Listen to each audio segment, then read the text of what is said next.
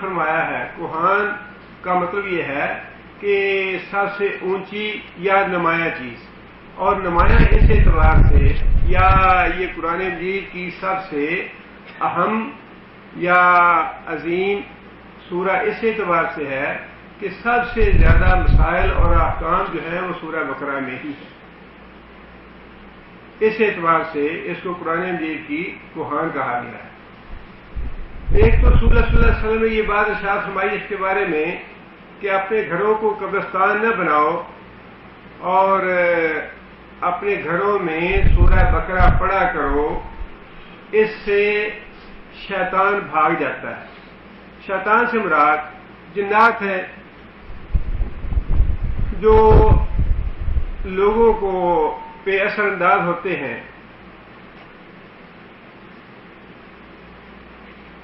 دوسری حدیث میں رسول اللہ صلی اللہ علیہ وسلم نے یہ بات ارشاد فرمائی کہ قرآن مجید پڑھا کرو، سورہ بقرہ پڑھا کرو.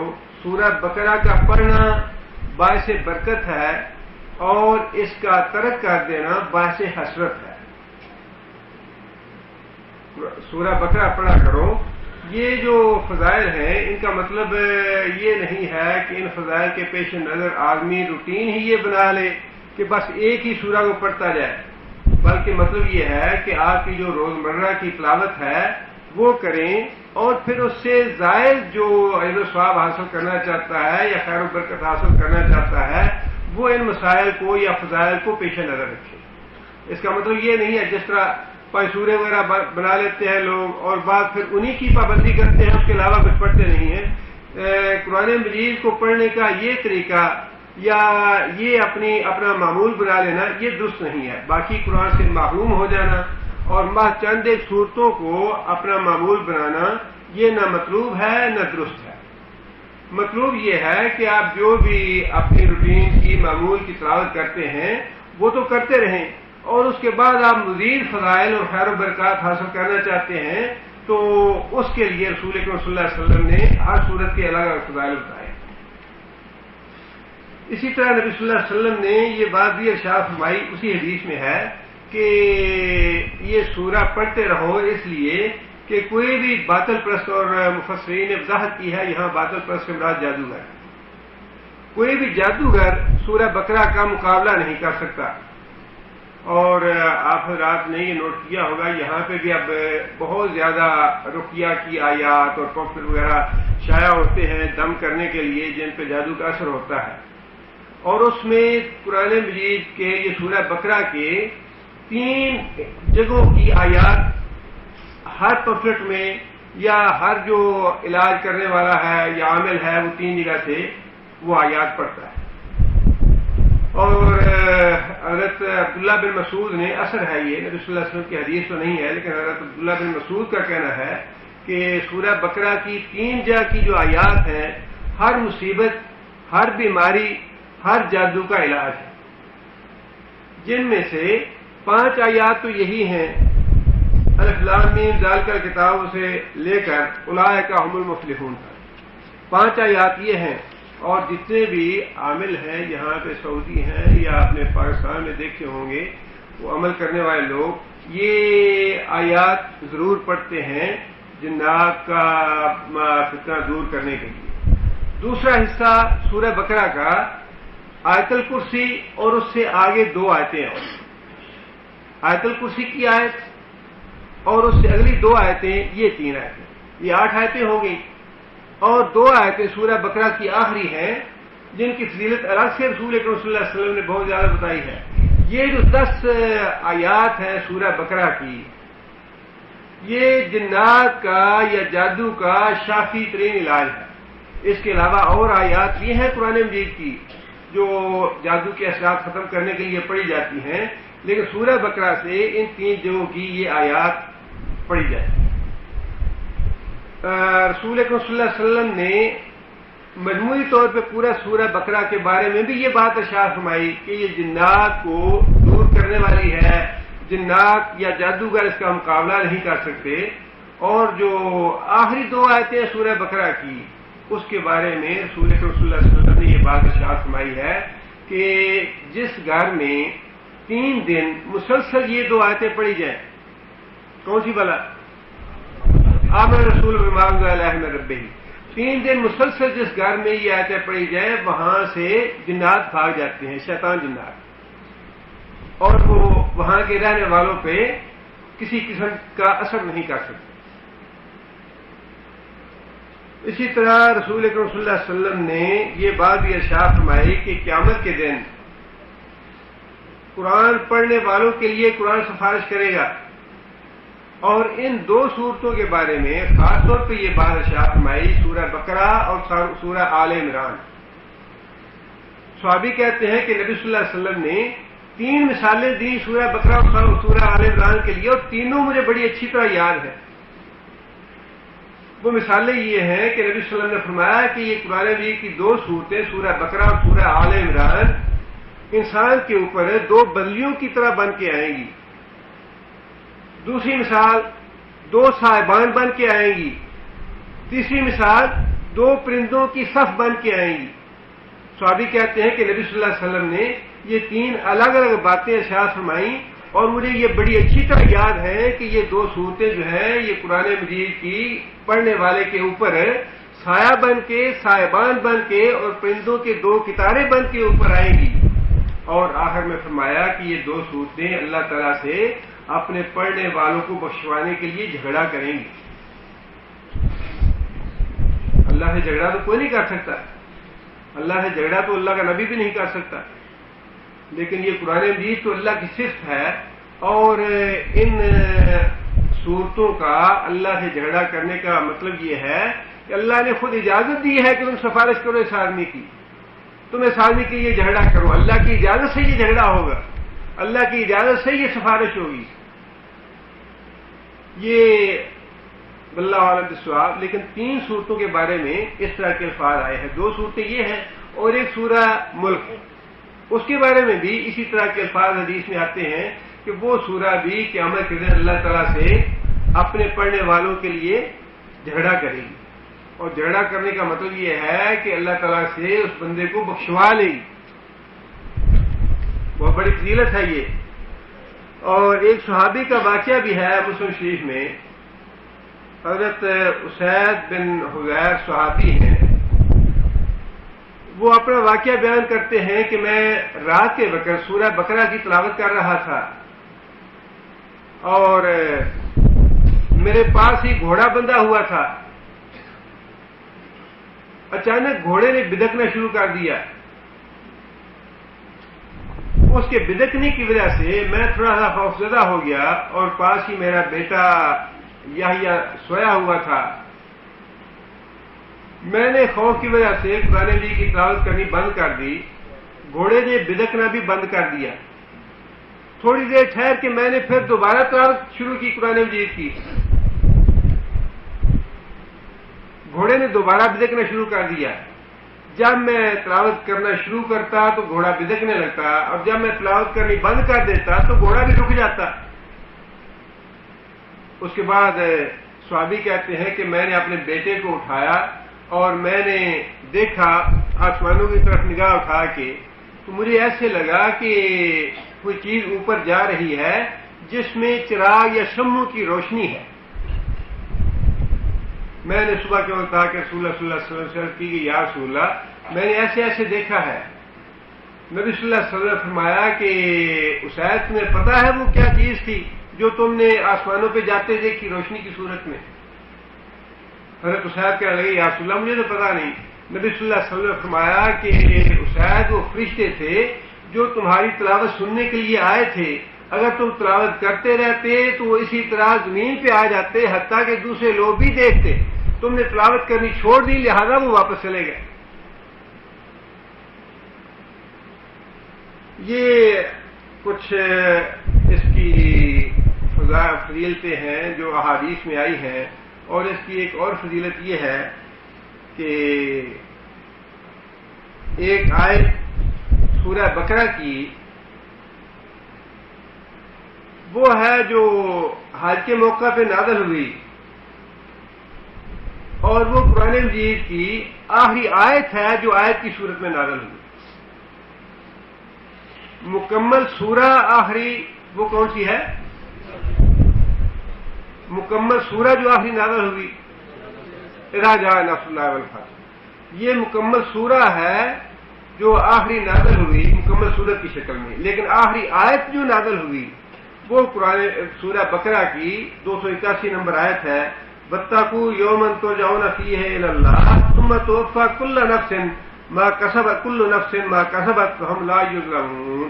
یہ 281 نمبر آیت ہے سورہ بقرہ کی، جو رسول اکرم صلی اللہ علیہ وسلم کی وفات مبارک سے 80 یا 90 دن پہلے نازل ہوئی حج کے موقع۔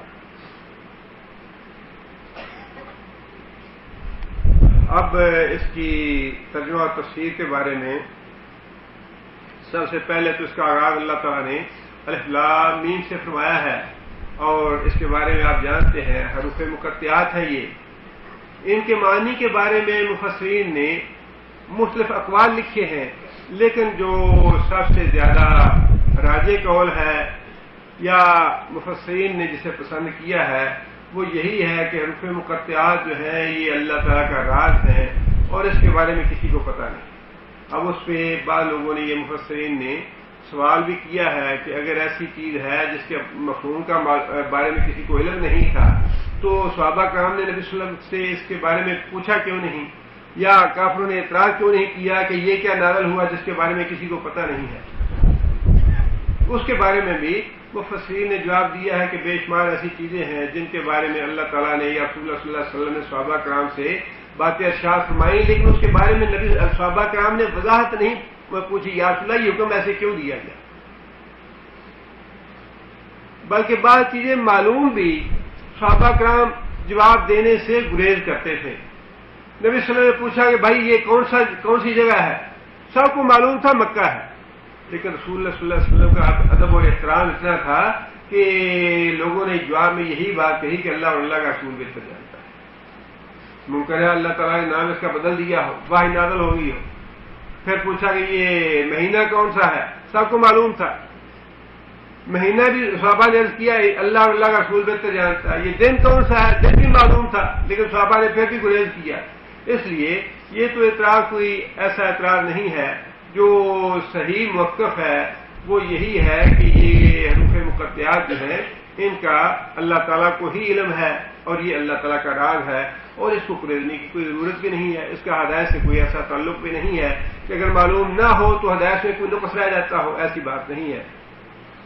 لیکن ایک بات اہم جو ہے وہ یہ ہے کہ حدیث میں نبی صلی اللہ علیہ وسلم نے یہ بات ارشاد فرمائی ہے کہ قرآن مجید کے ہر حرف پہ کتنی نیکیاں ملتی ہیں؟ 10 نیکیاں ملتی ہیں، اور مثال کون سی دی؟ الف لام میم۔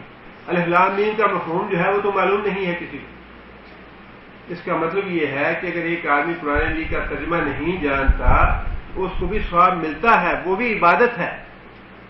بعض لوگ کہتے ہیں یہ اچھا ہی سمجھ کے نہ پڑھا تو فائدہ کیا، یہ بہت بڑی ایک غلط فہمی اور دھوکہ دیا جاتا ہے، ابھی تم ایسے ہی پڑھتے رہتے ہو، سمجھ تو ہے نہیں تم کیا پڑھتے ہو۔ قرآن مجید جو ہے یہ کوئی انجینئرنگ کی یا میڈیکل کی کتاب نہیں ہے کہ اس کو سمجھیں گے نہیں تو اس کا کوئی فائدہ نہیں ہوگا۔ ٹھیک ہے انجینئرنگ کی کتاب یا لا کی یا میڈیکل کی کتاب ہے، وہ سمجھ نہیں آ رہی، کیمسٹری کی سمجھ نہیں آ رہی، اس کو واقعی پڑھنے کا کوئی فائدہ نہیں ہے۔ لیکن قرآن مجید کے بارے میں یہ بات کہنی کہ جب تک اس کی سمجھ نہ آئے اس کو پڑھنے کا فائدہ نہیں ہے، یا کیا فائدہ اس طرح تم پڑھ رہے ہو، یہ بات بالکل غلط ہے، شیطان کا دھوکہ ہے۔ اس کو پڑھنے کی ابتدا تو ایسے ہی ہوگی، جب بچے کو ہم پڑھاتے ہیں بچپن میں نازلہ قرآن شریف شروع کراتے ہیں، اس کو کیا اس کا مفہوم سمجھتا ہے؟ اس کا پہلا سٹیپ تو یہی ہے کہ آپ اس کو بے سوچے سمجھے ہی پڑھیں، آپ اس کو نعرہ پڑھیں تو صحیح، اس کا اگلا سٹیپ ہے اس کو سمجھنا، اس کا ترجمہ جاننا، اس کی تشریح جاننا، وہ تو اگلا قدم ہے۔ لیکن پہلا قدم تو یہی ہے کہ آپ پڑھیں اس کو، اور اس کی دلیل یہی ہے کہ الف لام میم پڑھنے پہ بھی 30 نیکیاں ملتی ہیں، حالانکہ اس کا مفہوم کوئی بھی نہیں جانتا، جس کا مطلب یہ ہے کہ قرآن مجید کی تلاوت جو ہے یہ ایک عبادت ہے، اور اس عبادت کا مکمل ثواب ملتا ہے ہر پڑھنے والے کو، خواہ وہ اس کا مفہوم جانے یا نہ جانے۔ یہ ایک الگ مسئلہ ہے کہ اس کا جاننا بھی واجب ہے، اس کا ترجمہ پڑھنا بھی واجب ہے، ہم پہ اس کے مسائل اور احکام جاننے بھی واجب ہے، لیکن یہ نقطہ نظر جو ہے اس کے بالکل برعکس کے جانے بغیر پڑھنے کا کیا فائدہ، یہ محض دھوکہ فریب ہے۔ اس کا بالکل فائدہ ہے اور یہ عبادت ہے، اجر و ثواب ہے اس کا۔ آگے اللہ تعالیٰ نے یہ بات ارشاد فرمائی، ذالک الکتاب لا ریب فیہ، ذالک الکتاب، ذالک کون سا اسم ہے؟ اشارہ بعید ہے، بعید کے لیے ذالک کا لفظ استعمال ہوتا ہے۔ اب اس کے بھی مفسرین نے مختلف توجیہ کی ہے، بعض نے تو سیدھا سیدھا یہی لکھا ہے کہ یہاں ذالک کا لفظ جو ہے یہ حاضہ کے معنوں میں استعمال ہوا ہے، اور بعض جگہ پہ ایسے ہوتا ہے کہ ایک لفظ جو ہے وہ اس کا مفہوم کچھ لغوی معنی کچھ اور ہوتا ہے، لیکن اصطلاح میں کچھ اور معنوں میں وہ استعمال ہوتا ہے، لہذا بعض مفسرین نے یہی لکھا ہے کہ یہ حاضہ کے معنوں میں استعمال ہوا ہے۔ بعض لوگوں نے یہ لکھا ہے کہ قرآن مجید کا جو درجہ ہے وہ اتنا بلند ہے اور اتنا اعلیٰ ہے، اس کی زیادہ فضیلت کی وجہ سے اشارہ بعید اس کے لیے اللہ تعالیٰ نے استعمال فرمایا ہے، اس کی عظمت کی وجہ سے اور اس کی بزرگی کی وجہ سے اور اس کے بلند مرتبے کی وجہ سے۔ بعض مفسرین نے یہ لکھا ہے کہ یہ قرآن مجید جہاں سے آیا ہے، کہاں سے آیا ہے؟ لوح محفوظ سے۔ لوح محفوظ میں ہر چیز موجود ہے جس میں قرآن مجید بھی ہے، اور وہیں سے یہ آیا ہے، تو ذالک الکتاب، ذالک کا اشارہ جو ہے وہ لوح محفوظ کی طرف ہے۔ لیکن جو بھی ہو، بہرحال اس کا جو اشارہ ہے وہ قرآن مجید کی طرف ہے، جس کا آگے اللہ تعالیٰ نے ذکر فرما دیا الکتاب۔ الکتاب سے، ویسے الکتاب کا لفظ قرآن مجید میں باقی جو کتابیں ہیں ان کے لیے بھی استعمال فرمایا ہے، تورات کے لیے بھی، انجیل کے لیے بھی، لیکن یہاں الکتاب کا لفظ خاص قرآن مجید کے لیے ہی استعمال ہوا ہے، مراد سے قرآن مجید ہے۔ دوسری بات جو اس سے معلوم ہوتی ہے وہ یہ ہے کہ کاتبہ کا معنی کیا ہے؟ لکھنا۔ کاتب لکھنے والے کو کہتے ہیں، کتاب کا مطلب لکھی ہوئی چیز، جس کا مطلب یہ ہے کہ یہ جو قرآن مجید ہمارے پاس ہے یہ ہمیں اللہ کے فضل و کرم سے لکھی ہوئی شکل میں مستند حیثیت کے ساتھ ملی ہے۔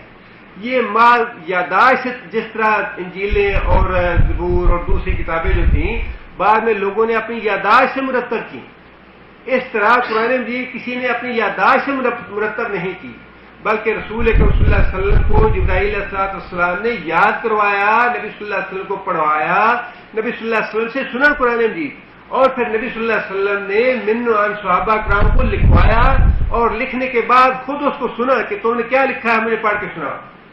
اس طرح سے نبی صلی اللہ علیہ وسلم کی حیات طیبہ میں ہی سارے کا سارا قرآن مجید کاغذوں پہ یا درختوں کی کھال پہ یا چمڑے پہ یا پتھر پہ یا کسی بھی شکل میں لکھ دیا گیا تھا، اسی وجہ سے اس کے لیے لفظ کتاب کا استعمال ہوا ہے کہ یہ لکھی ہوئی شکل میں تمہارے پاس قرآن موجود ہے، یہ محض یاداشتوں سے یا محض کسی کے سوچ وچار کا نتیجہ نہیں ہے، کسی کی اپنی تصنیف نہیں ہے، بلکہ یہ اللہ تعالیٰ کی طرف سے آیا ہے اور اب امت کے پاس یہ لکھی ہوئی شکل میں موجود ہے، کتاب کی شکل میں موجود ہے۔ لا ریب فیہ، ابتدا میں ہی اللہ تعالیٰ نے یہ تمہید ہے سارے قرآن جی کی، لا ریب فیہ، یہ اللہ تعالیٰ نے اپنی طرف سے بات ارشاد فرمائی کہ اس کتاب میں کسی قسم کا شک نہیں ہے، اور مختلف اعتبار سے، مختلف حیثیتوں سے یہ بات اللہ نے ارشاد فرمائی ہے۔ ایک تو اس اعتبار سے کہ اس کے منزل من اللہ ہونے میں کوئی شک نہیں ہے، دوسری یہ بات کہ اللہ تعالیٰ نے جو اس میں واقعات بیان فرمائے ہیں گزشتہ اقوام کے، ان میں کسی قسم کا شک نہیں ہے، یہ بالکل من و عین درست ہے، اور کبھی بھی کوئی مورخ یا کوئی محقق ان واقعات کو غلط ثابت نہیں کر سکے گا۔ اور پھر جو عقائد اس میں بیان کیے گئے ہیں لا ریب فیہ، ان عقائد میں کوئی شک نہیں، جو مسائل اور احکام قرآن مجید میں بیان کیے گئے ہیں لا ریب فیہ، ان میں کوئی شک نہیں، جو معجزات قرآن مجید میں بیان کیے گئے ہیں لا ریب فیہ، ان معجزات میں کوئی شک نہیں۔ جتنی باتیں اللہ تعالیٰ نے قرآن مجید میں ارشاد فرمائی ہیں وہ ساری کی ساری شک و شبہ سے بالا تر ہیں، بالکل برحق اور بالکل سچ ہے. اس کے بعد اللہ تعالیٰ نے وہ بات ارشاد فرمائی جس کا مطالبہ ہم نے سورہ فاتحہ میں کیا تھا. سورہ فاتحہ سے پہلے ہم پڑھ چکے ہیں، جس کے آپ 3 حصے کر سکتے ہیں. پہلے حصے میں تو اللہ تعالیٰ کی حمد و ثنا ہے، الحمدللہ رب العالمین الرحمن الرحیم مالک یوم الدین، یہ تو اللہ تعالیٰ کی حمد و ثنا ہوگی. دوسرا حصہ سورہ فاتحہ کا وہ ہے بندے اور اللہ کے درمیان معاہدہ، کانٹریکٹ ہے. وہ اس پہ 2 آیتیں مشتمل ہیں. اس پہ ایاک نعبد و ایاک نستعین، یا اللہ ہم تیری بندگی کریں گے، تجھی سے ہم مدد مانگیں گے. یہ دوسرا حصہ ہو گیا. تیسرا حصہ وہ ہے جس میں ایک دعا کی تھی ہم نے، اور وہ دعا یہ تھی اہدنا الصراط المستقیم، یا اللہ ہمیں سیدھا راستہ دکھا جو ہمیں ٹھیک ٹھیک صحیح منزل پہ پہنچا دے. اب اس دعا کا جواب اللہ تعالیٰ نے ابتدا میں ہی فرما دیا ہے. ابتدا کی جو 5 آیتیں ہیں اللہ تعالیٰ نے ان میں اس دعا کا جواب دیا ہے کہ ہدایت کی دعا تم نے مانگی ہے، میں ہدایت کی شرائط اور ضوابط تمہیں بتا دیتا ہوں کہ کن آدمیوں کو میں ہدایت دوں گا. یہ بالکل ایسے ہے کہ آپ کسی انجینئر کی پوسٹ کے لیے اپلائی کرتے ہیں، یا ڈاکٹر کی پوسٹ کے لیے، یا جنرل مینیجر کی پوسٹ کے لیے، یا کسی بھی ٹیکنیشین کی پوسٹ کے لیے اپلائی کرتے ہیں. کمپنی کہتی ہے بھائی یہ ہمارے ٹرمز اینڈ کنڈیشن ہے، یہ ٹرمز کنڈیشن پورے کر دو تو ہم تمہیں جاب دے دیں گے. بالکل ایسے ہی اللہ تعالیٰ سے ہم نے دعا کی کہ یا اللہ ہمیں ہدایت دے دے، اور ہدایت بھی وہ جس پہ وہ لوگ چلے جن پہ تیرا انعام تھا. جواب میں اللہ تعالیٰ نے یہ بات ارشاد فرمائی کہ میں نے تمہاری دعا سن لی ہے، میں تمہاری دعا قبول کرتا ہوں، لیکن ہدایت کے لیے میں تمہیں ضابطے بتا دیتا ہوں کہ یہ ہیں میرے ضابطے.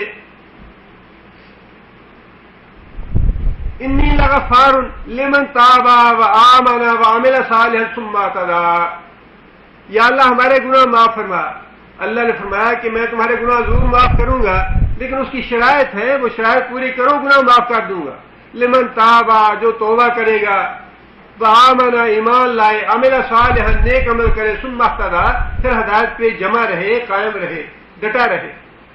بالکل ایسے ہی اللہ تعالیٰ نے یہاں پہ ہدایت کی دعا مانگنے کے بعد ہدایت کے اصول و ضوابط بتا دیے کہ میں ہدایت دوں گا. اور یہ بات یاد رکھیے کہ اللہ تعالیٰ کی ہدایت کوئی گری پڑی چیز نہیں، بڑی قیمتی چیز ہے. یہ ہر ایک کو اللہ یہ دیتا نہیں، ہر ایک کو اللہ نے دینا ہوتا تو ابو طالب کو اللہ دے دے، جس کے لیے اللہ کے رسول نے بڑی تمنا کی تھی کہ ایک دفعہ زبان سے نکال تو 2 لا الہ الا اللہ.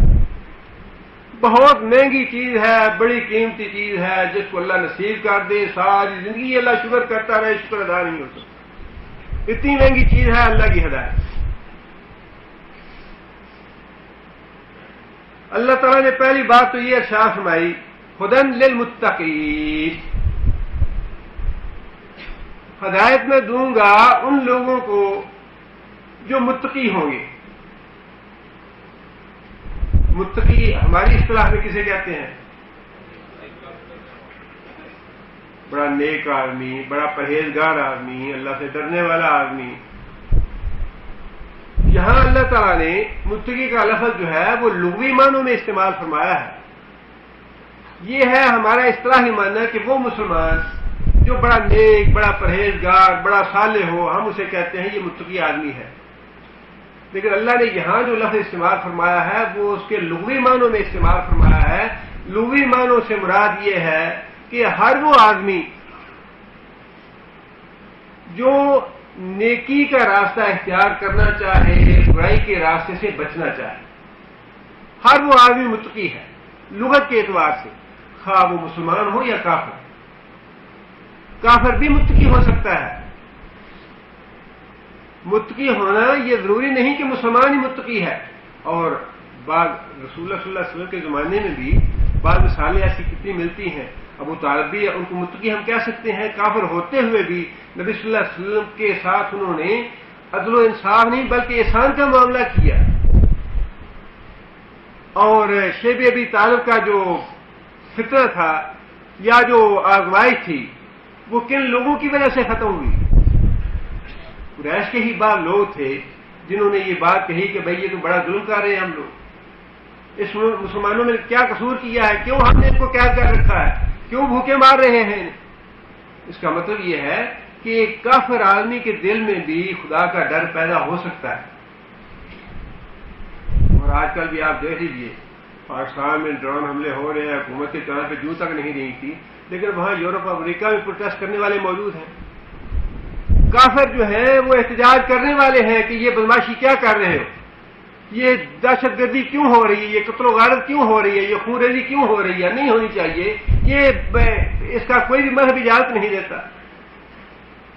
جس کا مطلب یہ ہے کہ خدا خوفی، عدل اور انصاف کی صفات جو ہیں یہ کافر میں بھی ہو سکتی ہیں۔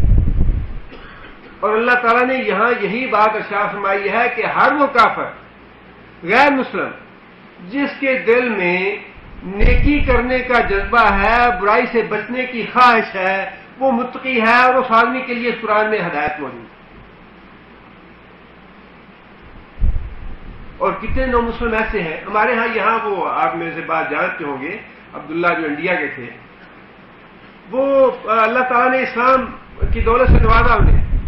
اب وہ خود کہتے ہیں کہ ہمارے گھر میں بہت سی مورتیاں رکھی تھیں اور مجھے لوگ کہتے تھے کہ تم مورتیوں کو پوجا کرو یا جو ہم کرتے ہیں، لیکن میری طبیعت قدرتی طور پہ نہیں چاہتی تھی، مجھے سونے کی انگوٹھی سراوا میں بنائی میرے لیے، لیکن میرا پہننے کو جی نہیں چاہتا تھا۔ اب یہ ہے کہ کافر ہوتے ہوئے بھی برائی سے نفرت اور نیکی سے محبت یا نیکی کی تڑپ، یہی تقویٰ ہے۔ اور اللہ نے یہی بات یہاں ارشاد فرمائی ہے کہ جو بھی آدمی نیکی کی تڑپ رکھتا ہے، اللہ کی راستہ اختیار کرنا چاہتا ہے، ہدایت کا فی الواقع طالب ہے، برائی سے بچنا چاہتا ہے، اس کو میں ہدایت دوں گا۔ اس کے لیے قرآن مجید میں ہدایت ہے، یہ سب سے پہلا ضابطہ ہے اللہ۔ والذین جاہدوا فینا لنہدینہم سبلنا، والذین جاہدوا فینا، جو لوگ ہماری طرف آنے کی کوشش کریں گے، جو لوگ ہماری طرف آنے کی تڑپ اور جذبہ رکھتے ہیں، لنہدینہم، اللہ تعالیٰ نے بڑی تاکید کے ساتھ یہ بات ارشاد فرمائی، نون تشدید ہے آخر میں، لنہدینہم، ہم ان کو ضرور ہدایت دیں گے، ضرور ہم ان کی رہنمائی کریں گے، ضرور ہم ان کو سیدھا راستہ دکھائیں گے۔ اس لیے اللہ تعالیٰ نے سب سے پہلی بات جو فرمائی وہ یہ ہے کہ جو تم میں سے فی الواقع دل میں تڑپ رکھتا ہے ہدایت کی، سیدھے راستے کی طرف واقعی آنا چاہتا ہے، اور اس کے لیے کچھ نہ کچھ انسان کو محنت کرنی پڑتی ہے۔ انسان صرف یہ کہ دعائیں مانگنے سے اللہ ہدایت دے دے، دعا بھی ایک ذریعہ ہے، لیکن دعا کے ساتھ جب تک انسان تھوڑی سی مشقت نہ کرے، ہاں جی رات 12-1 بجے سوئے تھے صبح جاگے نہیں ہے، کیا کریں، یہ تڑپ نہیں ہے۔ تڑپ تو یہ ہے کہ جب یہ پتا ہے کہ فجر کی نماز پڑھنی ہے، صبح کے وقت اٹھنا ہے، تو رات کو ٹی وی نہ دیکھے آدمی، نہ وقت برباد کرے اپنا، نہ وقت ضائع کرے، نہ مارکیٹوں میں پھرے، انسان اپنے ٹائم پہ سوئے۔ اور عشاء کے بعد سونا تو نبی صلی اللہ علیہ وسلم فرماتے ہیں کہ عشاء کے بعد جلدی سو جاؤ۔ یہ تو لائف سٹائل ایسا بن گیا ہے کہ سارے شیطانی اعمال بن گئے ہیں، شیطانی روٹین بن گئی ہے، نمازیں بھی برباد، ذکر اذکار بھی برباد، نہ تلاوت کا وقت ملتا ہے، نہ کسی اور نیک کام کے لیے، نہ لٹریچر کے مطالعے کا وقت ملتا ہے، نہ مسائل پر احکام جاننے کا وقت ملتا ہے۔ سارا ایک ہی ایسا روٹین بن گئی ہے جس میں ہر چیز سے ہم محروم ہیں۔ یہ تڑپ نہیں ہے، تڑپ یہ ہے کہ انسان اس کا بندوبست کرے، انسان اس کے لیے اہتمام کرے۔ اگر انسان نے یہ دل میں ارادہ ہے کہ صبح نماز جماعت کے ساتھ پڑھنی ہے تو رات کو وقت پہ سوئے، الارم لگا کے سوئے۔ اور یہ بات یہ ہے، اللہ تعالیٰ سے معاملے کی بات ہوتی ہے، یہ آپ جیسے نیت کر لیں، جیسا ارادہ کر لیں، اللہ تعالیٰ یہ ہو نہیں سکتا کہ آپ ارادہ کریں، نیت کریں نیکی کی اور اللہ آپ کا ہاتھ نہ پکڑے، یہ ہو نہیں سکتا۔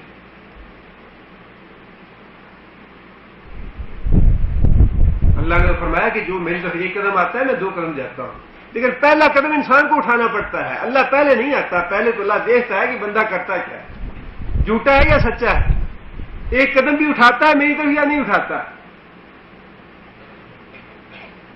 ان تنصر اللہ، یہ اللہ تعالیٰ کا طریقہ اور اللہ کی سنت یہی ہے، ان تنصر اللہ، اگر تم اللہ کی مدد کرو گے پھر اللہ تمہاری بھی مدد کرے. فاذکرونی اذکرکم، پہلے تم یاد کرو پھر میں تمہیں یاد کروں. اللہ مجبور نہیں ہے، مجبور ہم ہیں. اللہ محتاج نہیں، محتاج ہم ہیں. ہمیں ضرورت ہے اللہ سے مانگنے کی، ہمیں ضرورت ہے اللہ کے آگے جھکنے کی.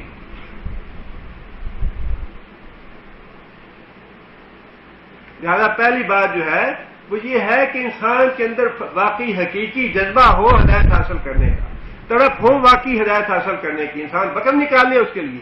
ایسے تو نہیں ہے کہ انسان صبح سویا رہے، آج ایک ہی تو دن ہوتا ہے نیند کرنے کے لیے، اور وہ بھی درس کے لیے اٹھ کے چلے جائیں سارا ہفتہ. اور یہ بھی اگر ڈیوٹی کرے، اور کتنے لوگ ایسے ہوتے ہیں جو جمعے کو دن بھی ڈیوٹی پہ جاتے ہیں، ڈیوٹی کے لیے جانا ہو تو ایک دن بھی نہ بچے تو انسان جاتا ہے اس کو. ہاں جی آج اوور ٹائم ہے، آج ڈیوٹی پہ جانا ہے. ان دنوں میں تو انسان شکوا نہیں کرتا ہے مجھے نیند کا ٹائم نہیں ملا.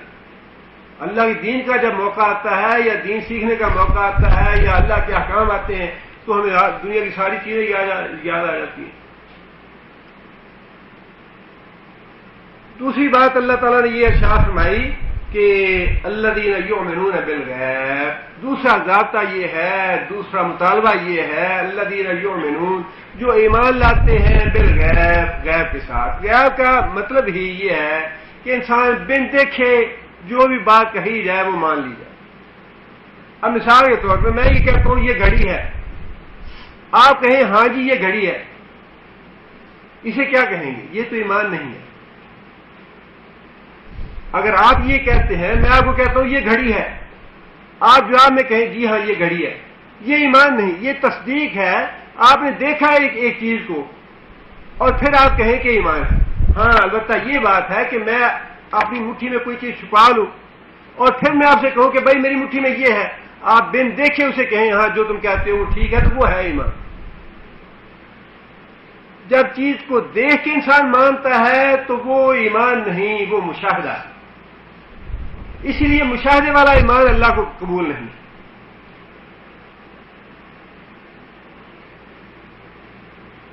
وَلَوْ تَرَىٰ إِذِ الْمُجْرِمِينَ نَاكِسُو رُءُوسِهِمْ عِندَ رَبِّهِمْ رَبَّنَا أَبْصَرْنَا وَسَمِعْنَا فَارْجِعْنَا نَعْمَلْ صَالِحًا إِنَّا مُوقِنُونَ. یا اللہ ہم نے دیکھ لیا، سن لیا، ہم ایمان لاتے ہیں، ایک دفعہ دنیا میں بھیج دے، ہم یقین کرتے ہیں، نیک بن کے رہیں گے، نمازیں پڑھیں گے، قرآن پڑھیں گے، یا اللہ جو تو کہے گا کریں گے. اس لیے کہ ہم نے دیکھ لیا. انا سمینا، ابصرنا و سمینا، دیکھا بھی سن بھی لیا. اللہ فرمائے کہ اب مجھے تمہارا ایمان مطلوب نہیں، اب ایمان مطلوب نہیں ہے. وَلَوْ شِئْنَا لَآتَيْنَا كُلَّ نَفْسٍ هُدَاهَا وَلَٰكِنْ حَقَّ الْقَوْلُ مِنِّي لَأَمْلَأَنَّ جَهَنَّمَ مِنَ الْجِنَّةِ وَالنَّاسِ أَجْمَعِينَ. اگر ہدایت مجھے یوں دینی ہوتی دکھا کے تو میں ساری دنیا کو مومن بنا سکتا تھا. اگر جنت جہنم دکھا کے مجھے ایمان مطلوب ہوتا یا میں مومن بنانا چاہتا تو یہ تو کوئی مشکل کام ہی نہیں تھا. جہنم دے کے تو ابو جہل بھی ایمان لے آئے گا، لیکن وہ ایمان مطلوب نہیں ہے. یہاں جس بات کا مطالبہ کیا جا رہا ہے وہ یہ ہے یؤمنون بالغیب. نظر نہیں آتے کرامن کاتبین، لیکن اللہ نے، اللہ کے رسول نے بتا دیا کہ تم اکیلے نہیں ہو، فرشتے تمہارے پاس بیٹھے ہیں جو ریکارڈ کر رہے ہیں. اب یہ ہے ایمان کہ انسان ہر وقت ہر کام کرنے سے پہلے یہ بات سوچ لے کہ جو میں زبان سے بات نکالنے لگا ہوں، جو کام کرنے لگا ہوں، یہ ریکارڈ ہونے والا ہے. دو محافظ ہمارے آگے ہیں، دو محافظ پیچھے ہیں، ہم دیکھتے نہیں، لیکن اللہ کے رسول نے فرمایا کہ تمہاری حفاظت کے لیے اللہ نے فرشتے مقرر کیے ہیں. ایمان بالغیب یہ ہے کہ ہم اس پہ ایمان لیں. فرمایا کہ جب بھی نماز کا وقت آتا ہے ایک فرشتہ منادی دیتا ہے کہ گناہوں کی آگ بھڑکانے والے لوگوں اٹھو، اٹھ کے نماز پڑھو. یہ فرشتہ منادی دیتا ہے. کسی نے سنی یہ منادی؟ ہم تو یہ منادی نہیں سنتے، لیکن اللہ کے رسول نے فرمایا کہ منادی ہوتی ہے. لہذا ایمان یہ ہے کہ انسان یہ یقین کرے کہ ہاں اب منادی ہو رہی ہے. فرشتہ یہ صدا دے رہا. اللہ کے رسول نے فرمایا کہ جمعے کے دن فرشتے مسجد کے دروازے پہ کھڑے ہو جاتے ہیں اور وہ نام لکھتے ہیں، نہ ہم فرشتے کو دیکھتے ہیں، نہ کوئی قلم دیکھتے ہیں، نہ کاغذ دیکھتے ہیں، نہ سیاہی دیکھتے ہیں، کچھ بھی نہیں دیکھتے، کوئی لکھنے والا نہیں ہوتا. لیکن اللہ کے رسول نے فرمایا کہ نہیں، موجود ہے فرشتہ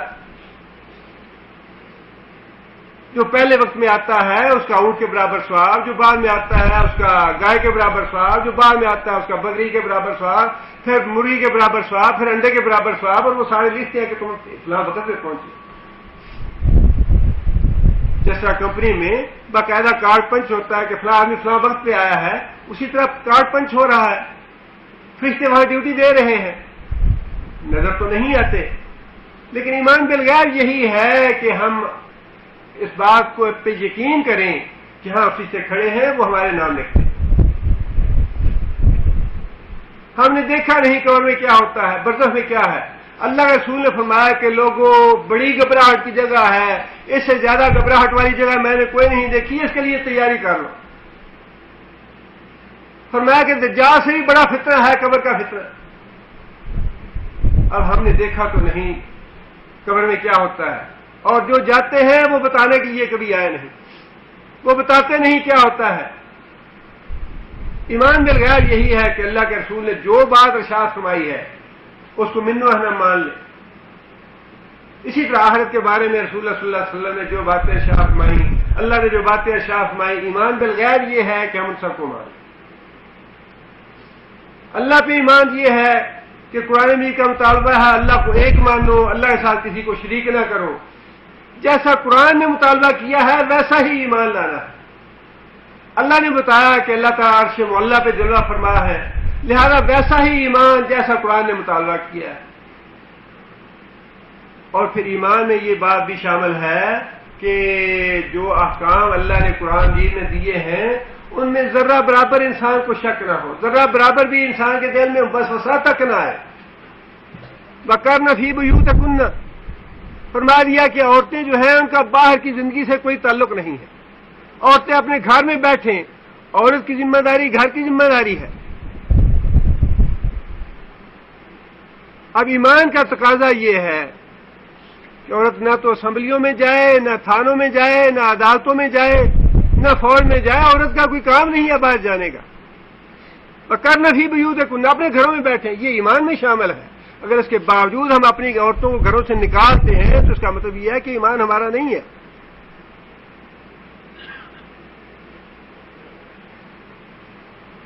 چور کے ہاتھ کاٹنے کا حکم ہے، زانی کو کوڑے مارنے کا حکم ہے. اب اگر ان باتوں کو ہم منن تسلیم نہیں کرتے یا یہ سمجھتے ہیں کہ معاذ اللہ ثم معاذ اللہ یہ ظالمانہ قوانین ہیں، تو اس کا مطلب یہ ہے کہ ہم مومن نہیں ہیں، ہم کافر ہیں.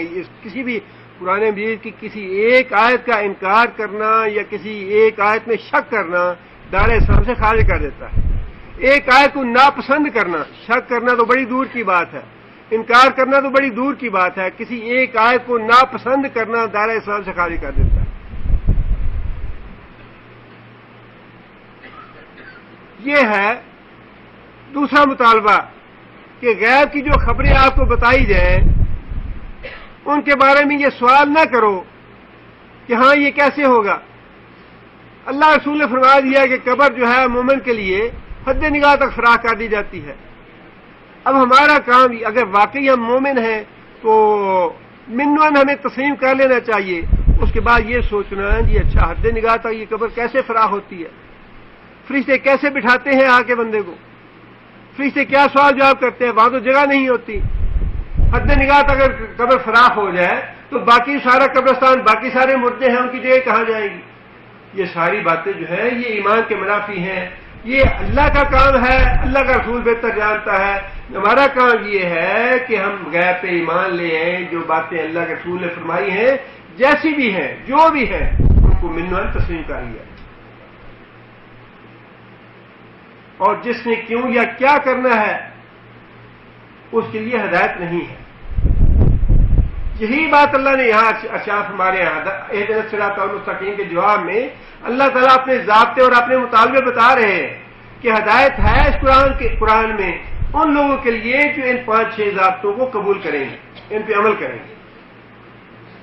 آگے فرمایا کہ وَيُقِيمُونَ الصَّلَاةَ، اور نماز کو قائم کریں گے.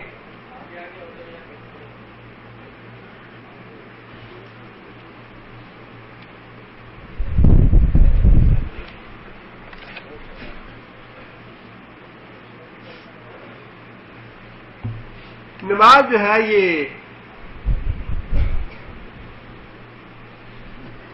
ایمان لانے کے بعد انسان کے ایمان کا سب سے پہلا امتحان نماز ہے کہ انسان جو ایمان لایا ہے، جس نے ایمان کا دعویٰ کیا ہے، وہ اپنے دعوے میں سچا ہے یا جھوٹا ہے، اس کا امتحان جو ہے اسی وقت ہو جاتا ہے. ایک آدمی کہتا ہے جی میں مسلمان ہوں، 1 گھنٹے کے بعد اذان ہوتی ہے، اذان کے ساتھ اگر وہ اٹھتا ہے تو مومن ہے، نہیں اٹھتا تو کافر. فرمایا کہ مسلمان اور کفر میں فرق کرنے والی چیز نماز ہے. بڑی سیدھی سی بات ہے. یہاں کے علماء کا فتویٰ ہے کہ جب بے نماز مر جائے تو اس کو مسلمانوں کے قبرستان میں دفن نہ کرے. بیٹا ہے تو باپ سے وراثت نہیں پائے گا، باپ ہے تو بیٹے سے کوئی حاصل نہیں کرے گا، ان کا تعلق نہیں ہے. بیوی اگر نمازی ہے، شوہر بے نماز ہے تو ان کا نکاح ختم ہو گیا ہے. بڑے واضح فتوے یہاں کے علماء کے موجود ہیں، اور وہ اسی حدیث کی بنا پہ ہے جس میں اللہ کے رسول نے یہ بات ارشاد فرمائی ہے کہ مومن اور کفر میں فرق کرنے والی چیز نماز ہے. بڑی واضح مسلم شریف کی حدیث ہے. ایمان انسان کے ایمان کا میٹر ہے. یہ جو آدمی اپنی نماز میں پکا ہے، پابند ہے، اس کا اتنا ہی ایمان بھی پکا ہے. جو آدمی اپنی نمازوں میں کچا ہے، اس کا ایمان بھی کچا ہے. یہ بہت بڑا میٹر ہے انسان کو دیکھنے کا کہ انسان کا ایمان کیسا ہے. اپنے کاروبار میں، اپنے کام میں، اپنے بال بچوں میں بیٹھے ہوئے نماز ضائع کر دی، اس کا مطلب ہے بڑا ضعیف ایمان ہے. یہ حضرت عائشہ فرماتی ہیں کہ جب اذان ہوتی تھی تو رسول اکرم صلی اللہ علیہ وسلم یوں اٹھ کے مسجد میں چلے جاتے جیسے ہمیں جانتے نہیں. جو بھی کام نبی صلی اللہ علیہ وسلم کر رہے ہوتے وہیں چھوڑ دیتے اور مسجد میں چلے جاتے. فرمایا کہ جو آدمی بے نماز ہے، قیامت کے دن اس کا انجام قارون کے ساتھ، ہارون کے ساتھ، بڑے جو بدترین کافر ہیں ان کا نام لیا ہے کہ اس کا انجام جو ہے قارون حامان کے ساتھ ہے. اب بے نمازی بھی ہو اور ساتھ یہ جی ہدایت میں اچھا دعا کرو جی ہدایت دے اللہ تعالیٰ. اکثر لوگوں کا رویہ ایسے ہی ہوتا ہے. ان ضابطوں میں سے یا ان شرائط میں سے تو کوئی بھی پوری نہیں کرنی. اچھا ہی دعا کرو اللہ ہدایت دے، دعا کرو سی بھی نماز پڑھیے. ایسے تو اللہ بھی ہدایت نہیں دیتا. اللہ کے آگے تو سر رگڑنا پڑے گا، اللہ کے آگے تو رونا پڑے گا، دھونا پڑے گا، گڑ گڑانا پڑے گا، ذلیل ہونا پڑے گا. یہ سجدہ تو رکھا ہی بندے کو ذلیل کرنے کے لیے. اپنی ناک بھی زمین پہ لگاؤ، اپنا ماتھا بھی زمین پہ لگاؤ، اپنے گھٹنے بھی زمین پہ لگاؤ، اپنے پاؤں بھی زمین پہ لگاؤ، ذلیل ہو جاؤ اللہ کے آگے، اور پھر اللہ سے مانگو یا اللہ ہدایت دے مجھے، میں ہدایت کا طالب ہوں، ہدایت چاہتا ہوں. تو اسے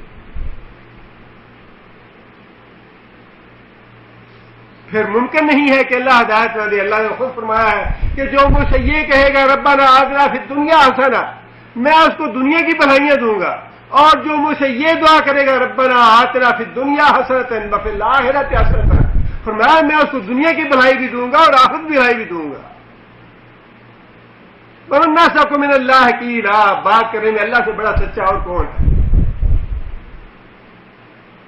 انسان مانگے تو صحیح. ہمارے والد صاحب کے استاد تھے لاہور میں، مولانا تعالیٰ حنیف، اللہ تعالیٰ بخشش فرمایا ان کی. محدث تھے اور بڑے عالم فاضل آدمی تھے. میں نے ایک دفعہ امتحان دیا، بی ایس سی کا تھا یا ایم ایس سی کا. میں نے کہا مولانا میری یہ دعا کریں اللہ تعالیٰ مجھے پاس کر دے. مجھے کہنے لگے کہ دعا تو میں بھی کروں گا لیکن دعا خود کرنی چاہیے اور دعا کرنے کے لیے اللہ کے گلے پڑ جانا چاہیے. دعا کرنے کے لیے اللہ کے گلے پڑ جانا چاہیے. الفاظ تو یہ بڑے عجیب سے لگتے ہیں، اور مجھے بھی اس وقت بڑے عجیب سے لگے کہ مولانا یہ بات کیا کہہ رہے ہیں کہ اللہ کے گلے پڑ جانا چاہیے. لیکن بات واقعی یہ سچی ہے کہ جب اللہ سے مانگنا ہو تو اس طرح اللہ کے گلے پڑ جائے انسان، اس طرح اللہ کے گلے پڑ جائے کہ اللہ تعالیٰ، اللہ تو خود فرماتے ہیں کہ مجھے شرم آتی ہے میں بندے کے ہاتھ جاؤ واپس لوٹاؤں. سفید بالوں کی اللہ شرم کرتے ہیں.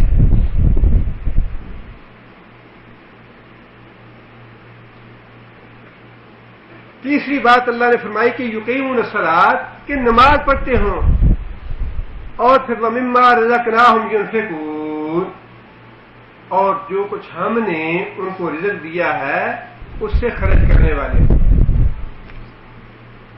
ایک بات تو یہ ہے کہ اللہ تعالیٰ نے سارے قرآن مجید میں رزق کی نسبت جو ہے وہ کس طرح کی ہے؟ رزقنا رزقنا رزقنا. بار بار کسی کے خناس میں یہ بات نہ ہے، کسی کے دماغ میں نے کمایا ہے، یہ تو میں نے اپنی محنت سے کیا ہے، میں نے ڈگری حاصل کی تھی تو یہ مجھے نوکری ملی ہے. کسی کے دماغ میں یہ خناس نہ ہے. رزقنا، کتنے ہیں جو ڈگری حاصل کرنے کے باوجود ذیل و خوار ہو رہے ہیں، اور کتنے ان پڑھ اور جاہل ہیں جن کو اللہ نے بڑا کچھ دے رکھا ہے. کیا یہ تقسیم اللہ کی نہیں ہے؟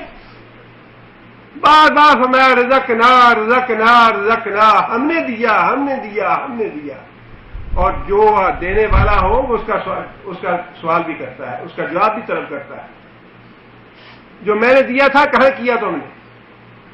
آپ اپنے بیٹے کو دیتے ہیں، مہینے کا خرچ ہے، اچھا بھی 10,000 ہے یا 20,000 ہے، یہ خرچ لے لو. آپ پوچھتے ہیں کہ بیٹا کہاں خرچ کیا تم نے؟ جس نے دیا ہے اسے جواب بھی لینا ہے ہم سے. میں نے دیا تھا، تم نے کہاں خرچ کیا؟ اور یہاں اللہ تعالیٰ یہی بات ارشاد فرما رہے ہیں کہ جو کچھ ہم ان کو دیتے ہیں ہماری رضا کے لیے خرچ تو کرتے ہیں، ساری خرچ کرتے ہیں، اپنے اللہ تعالیٰ پہ سارے خرچ کرتے ہیں اپنی مرضی سے. لیکن جس بات کا اللہ حکم دے رہے ہیں وہ خرچ کرنا نہیں جو ہم سمجھتے ہیں یا جو ہم اڑاتے ہیں، وہ نہیں ہے، بلکہ یہ خرچ وہ ہے جو اللہ کی رضا کے لیے ہے. وَمِمَّا رَزَقْنَاهُمْ يُنْفِقُونَ، اور جو رزق ہم نے دیا ہے وہ اسے اللہ کے لیے خرچ کرتے ہیں، اللہ کو راضی کرنے کے لیے. نبی صلی اللہ علیہ وسلم فرمایا کہ اللہ تعالیٰ روزانہ 2 فرشتے نازل فرماتے ہیں زمین پہ. ایک فرشتہ یہ دعا کرتا ہے یا اللہ جو تیری راہ میں خرچ کرنے والا ہے اس کو اور بھی زیادہ دے، اس کو اور بھی زیادہ دے. دوسرا فرشتہ سارا دن یہ دعا کرتا ہے یا اللہ جو تیری راہ میں خرچ کرنے سے اپنا ہاتھ روکتا ہے تو بھی اسے اپنا ہاتھ روک لے. اور نبی صلی اللہ علیہ وسلم نے حضرت اسماء بنت ابی بکر رضی اللہ تعالیٰ عنہ کو یہ بات ارشاد فرمائی تھی کہ اسماء گن نہ دیا کرو، بے گنے دو. گن کے دو گی تو اللہ بھی گن کے دے گا، بے گنے دو گی تو اللہ بھی بے گنے دے گا. جیسے تم کرو گے ویسا اللہ کرے گا. فَاذْكُرُونِي أَذْكُرْكُمْ، یاد کرو گے کروں گا، نہیں کرو گے میں بھی نہیں کروں گا، جاؤ جہنم. اللہ کو ہماری کوئی مجبوری نہیں ہے، ہم مجبور ہیں، ہم حاجت مند ہیں. اللہ کی ذات تو بے نیاز ہے، مانگنا ہمیں ہے، ہم محتاج ہیں اس کے. اور پھر مفسرین نے اس کے ساتھ یہ وضاحت بھی کی ہے کہ رزق سے مراد مال نہیں ہے، رزق سے مراد ہر طرح کی نعمت جو اللہ تعالیٰ نے دل اور دماغ کی نعمت دی ہے یہ بھی رزق ہے، سوچ و سمجھ دی ہے یہ بھی نعمت ہے، اولاد دی ہے یہ بھی نعمت ہے، صحت دی ہے یہ بھی رزق ہے. جتنی بھی اللہ کی نعمتیں ہیں وہ ساری کی ساری اللہ کا رزق ہے. اور اس اعتبار سے بھی اللہ نے یہ بات ارشاد فرمائی ہے کہ جو مال دیا اس سے بھی خرچ کرو اللہ کی رضا کے لیے. دائیں بائیں آگے پیچھے دیکھو کہ اپنے گھروں میں، اپنے عزیز و اقارب میں، ہمسائے میں، گلی محلے میں کوئی غریب ہے، کوئی مسکین ہے، کوئی محتاج ہے، کوئی بیوہ ہے، اس کے ہاتھ پہ سر رکھو، اس کے سر پہ ہاتھ رکھو. لیکن اس کے ساتھ یہ بھی ہے اگر اللہ نے علم کا رزق دیا ہے، علم کی نعمت دی ہے اور کوئی سمجھنے کے لیے آ گیا ہے، کوئی پوچھنے کے لیے آ گیا ہے، کوئی کچھ پڑھنا چاہتا ہے، بخیلی سے کام نہ لو۔ اور یہ دین کا معاملہ تو ویسے ہی بڑا اللہ تعالیٰ نے عجیب و غریب رکھا ہے۔ آپ نے کیمسٹری کی ٹیوشن پڑھنی ہے تو 100-200 ریال آپ کو دینے پڑیں گے، کوئی بھی نہیں پڑھائے گا۔ لیکن آپ قرآن پڑھنا چاہیں گے تو ایک نہیں 20 ہوں گے، بھائی تم قرآن پڑھو تو صحیح، جب مرضی آ جاؤ پڑھنے کے لیے۔ یہ تو اللہ کے دین کی برکت ہے، اللہ کے دین کی یہ نعمت ہے۔ اسی طرح اللہ تعالیٰ نے کسی کو صحت دی ہے، اس کو اپنی صحت بھی اللہ کے دین کے لیے صرف کرنی چاہیے جہاں کرنے کی ضرورت ہے۔ جہاد ہے اور کوئی بھاگ دوڑ کا کام ہے اور اللہ نے کوئی نعمت دی ہے، اس کو خرچ کرنے کی ضرورت ہے۔ مما رزقناہم ينفقون، تو وہ اللہ کی رضا کے لیے، اللہ کو خوش کرنے کے لیے ہر طرح کی نعمت سے حصہ نکالتے ہیں اللہ کا۔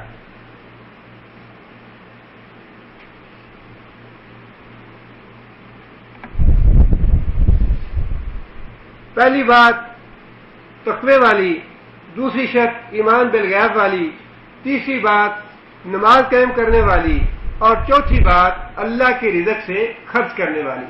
یہ 4 شرطیں ہو گئیں۔ 5ویں شرط یہ ہے والذین یؤمنون بما انزل الیک، والذین، اور وہ لوگ جو ایمان لاتے ہیں بما، ساتھ اس چیز کے، انزل، کون سا فعل ہے؟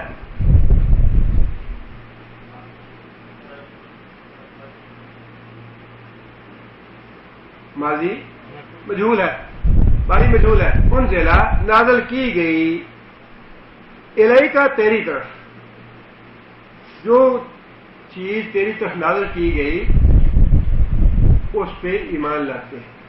اب یہاں اللہ تعالیٰ نے بڑا جامع لفظ استعمال فرمایا ہے، ما انزلہ، جو بھی تیری طرف ہم نے وحی کے ذریعے باتیں نازل کی ہیں۔ سب سے بڑی وحی کون سی ہے؟ قرآن مجید ہے۔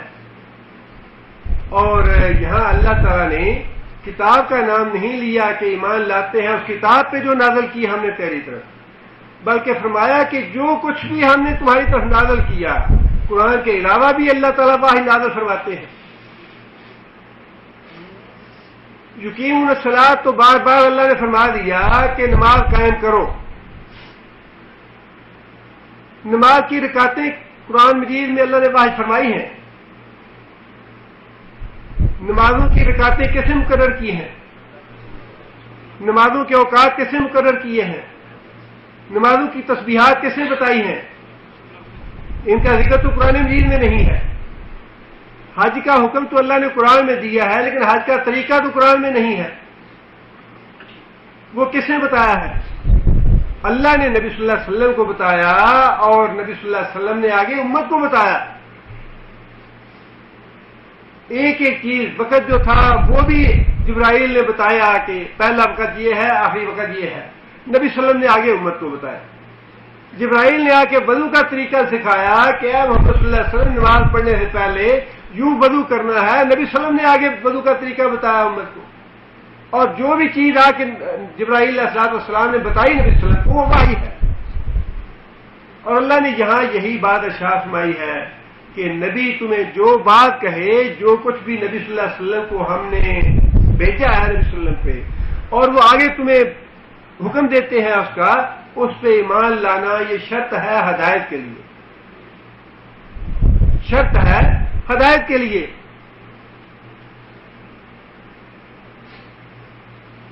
اب ایک آدمی جو ہے وہ یہ تو سنت کی ہے نا، کہاں سے نیچے کپڑا جو ہے یہ تو سنت ہے، کیا بات ہے اس میں؟ یا مسواک ہے، کیا بات ہے؟ سنت ہی ہے نا۔ یا داڑھی رکھنی ہے، کیا بات ہے؟ سنت ہی ہے۔ اللہ کے رسول نے جو بھی باتیں ہمیں بتائی ہیں وہ ساری وحی کے ذریعے اللہ تعالیٰ نے نبی صلی اللہ علیہ وسلم کو بتائی۔ ایران سے جو لوگ نبی صلی اللہ علیہ وسلم کو گرفتار کرنے کے لیے آئے تھے، خسرو پرویز کے آدمی، وہ داڑھی منڈے تھے۔ نبی صلی اللہ علیہ وسلم نے ان سے پوچھا کہ تمہیں کس نے یہ حکم دیا داڑھی منڈانے کا؟ کیا جواب دیا انہوں نے جواب میں کہا یہ ہمیں ہمارے رب نے حکم دیا ہے۔ مراد یہ تھی کہ بادشاہ نے، خسرو پرویز نے، کہ تم داڑھی منڈا۔ اللہ معاف کرے، آج بھی کتنے خسرو پرویز ہیں مسلمان ملکوں میں جہاں فوج میں داڑھی نہیں رکھ سکتے، باقاعدہ آرڈر ہے کہ یہ داڑھی نہ رکھیں، داڑھی رکھنے والے دہشت گرد ہیں، ان کو داخل نہ ہونے دو یہاں سے۔ جواب میں نبی صلی اللہ علیہ وسلم نے یہ بات ارشاد فرمائی، میرے رب نے تو مجھے داڑھی رکھنے کا حکم دیا ہے۔ قرآن مجید میں کہیں حکم ہے داڑھی رکھنے کا؟ نبی صلی اللہ علیہ وسلم کو اللہ تعالیٰ نے قرآن مجید میں کہیں حکم دیا ہے؟ کیا نبی تم داڑھی رکھو، داڑھی کا حکم دو مسلمانوں کو؟ حکم نہیں ہے، لیکن نبی صلی اللہ علیہ وسلم نے فرمایا کہ اللہ نے مجھے حکم دیا ہے۔ اور کتنی حدیثیں ایسی ہیں جن میں نبی صلی اللہ علیہ وسلم نے اللہ کا نام لے کے یہ بات ارشاد فرمائی، جسے ہم حدیث قدسی کہتے ہیں۔ اللہ یوں فرماتا ہے کہ اللہ یہ فرماتا ہے کہ تمہارے گناہ کتنے بھی زیادہ ہو یا شرک نہیں کرو گے معاف کر دوں گا، حدیث قدسی ہے۔ اس لیے اللہ تعالیٰ نے یہ بات ارشاد فرمائی، ما انزلا، کہ جو کچھ بھی ہم نے تمہاری طرف نازل کیا اور تم نے آگے امت کو بتایا، اس پہ جو ایمان لائیں گے ان کے لیے ہدایت ہے، جو تیری بات نہیں مانیں گے اس کے لیے ہدایت نہیں ہے۔ اللہ کے رسول کی حدیث کو ہلکا سمجھنا، نظر انداز کر دینا یا خدا کا راستہ اس کی توہین کرنا، یہ انسان کو ہدایت سے محروم کرنے والی بات ہے۔ جس آدمی کا طرز عمل یہ ہوگا اللہ اس کو ہدایت سے محروم کر دیں گے۔ آگے پھر اللہ نے فرمایا کہ وما انزل من قبل، اور اس پہ بھی ایمان لائیں جو تو اس سے پہلے نازل کی گئی۔ نبی صلی اللہ علیہ وسلم سے پہلے کون سی کتابیں نازل ہوئیں؟ تورات تھی، زبور تھی، انجیل تھی، جتنی بھی پہلے کتابیں تھیں ان پہ بھی ایمان لائیں۔ پانچویں اور چھٹی شرط یہ ہو گئی کہ نبی صلی اللہ علیہ وسلم جو بات ارشاد فرمائے اس پہ ایمان لانا۔ نبی صلی اللہ علیہ وسلم سے پہلے جو کچھ بھی نازل ہوا اس کی، چونکہ وہ ادیان منسوخ ہو چکے لہذا اس کی وضاحت کی ضرورت نہیں ہے کہ وہ کیا تھا، لیکن یہ تو ایمان لانے میں شامل ہے کہ ہم یوں کہیں کہ جو کچھ بھی اللہ نے نازل فرمایا تھا اس پہ ہم ایمان لاتے ہیں۔ اور آگے وما انزل من بعد،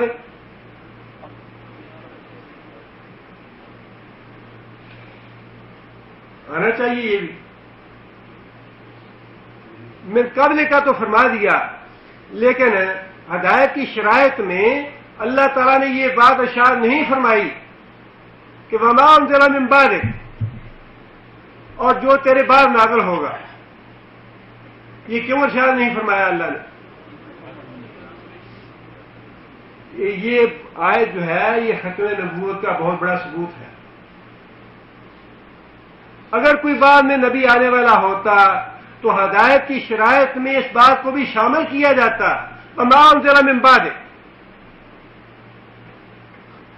لیکن اس کلمے کا یہاں نہ ہونا اس بات کا ثبوت ہے کہ نبی صلی اللہ علیہ وسلم کے بعد کوئی آنے والا ہے نہیں، اس لیے کہ رسول اکرم صلی اللہ علیہ وسلم سے جو پہلے انبیاء آئے تھے ان سے تو اللہ تعالیٰ نے یہ وعدہ لیا تھا کہ تمہارے بعد جو آنے والا ہے اس پہ تم ایمان لاؤ گے تو تمہارا ایمان قبول ہے، ورنہ تمہارا ایمان بھی قبول نہیں ہے۔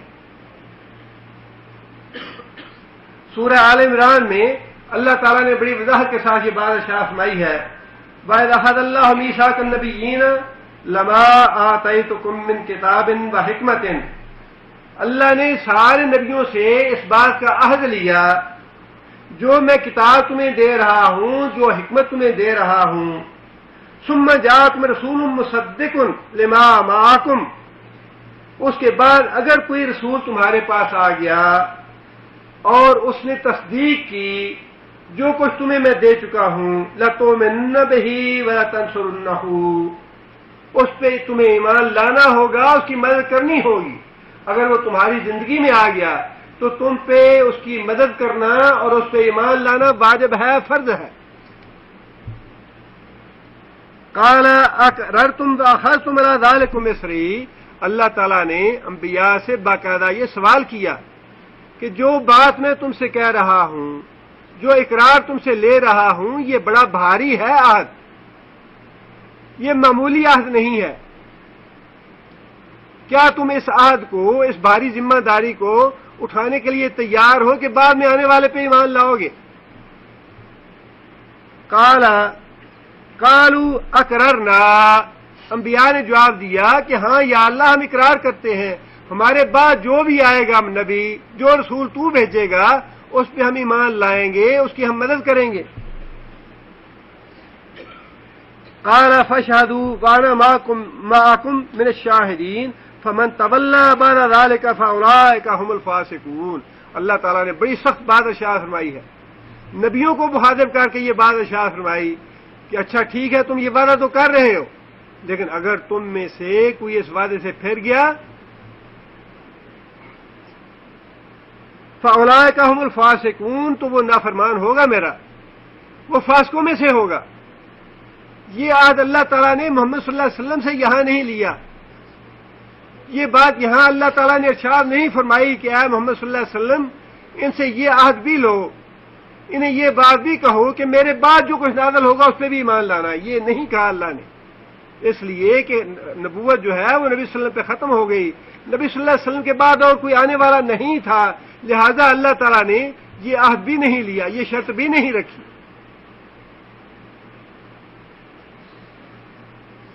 ساتویں شرط اللہ تعالیٰ نے یہ رکھی وبالآخرۃ ہم یوقنون، اور آخرت پہ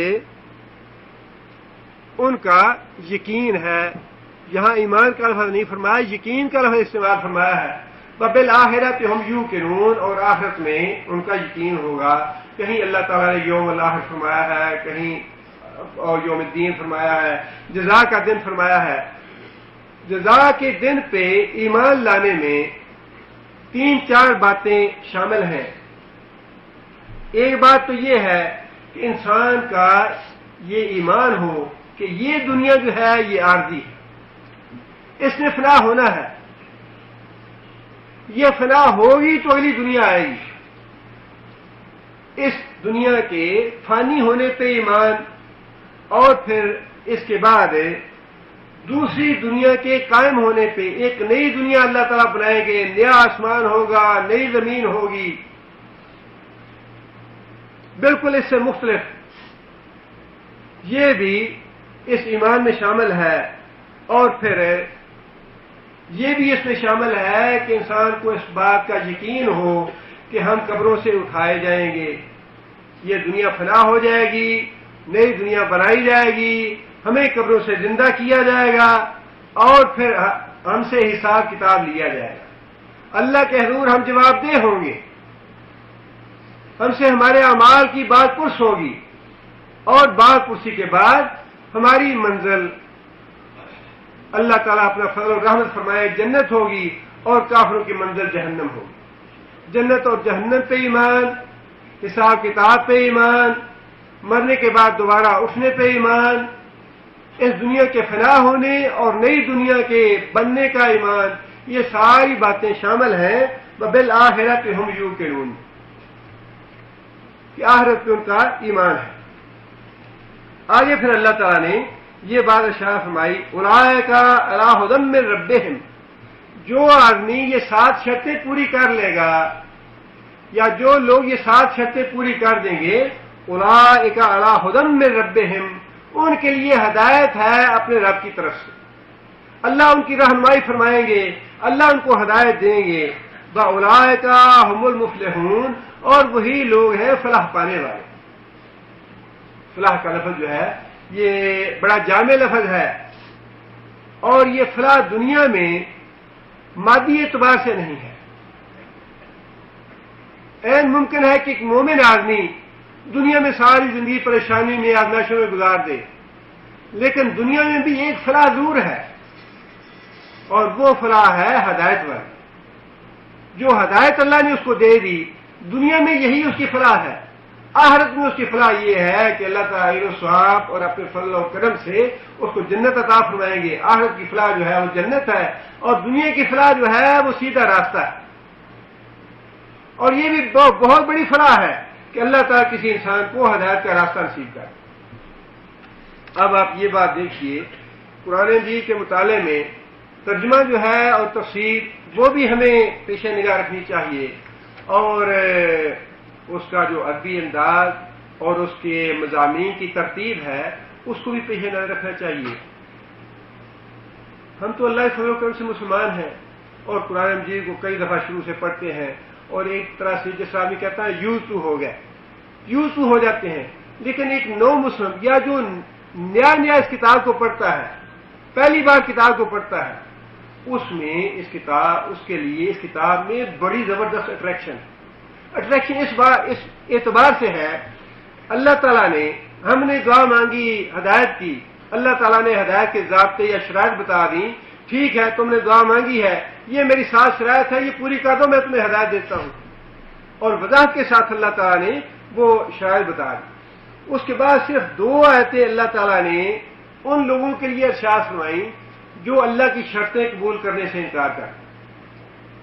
ہاں جی، ہم سے تو نہیں ہوتا، یہ ہم تو نہیں کر سکتے.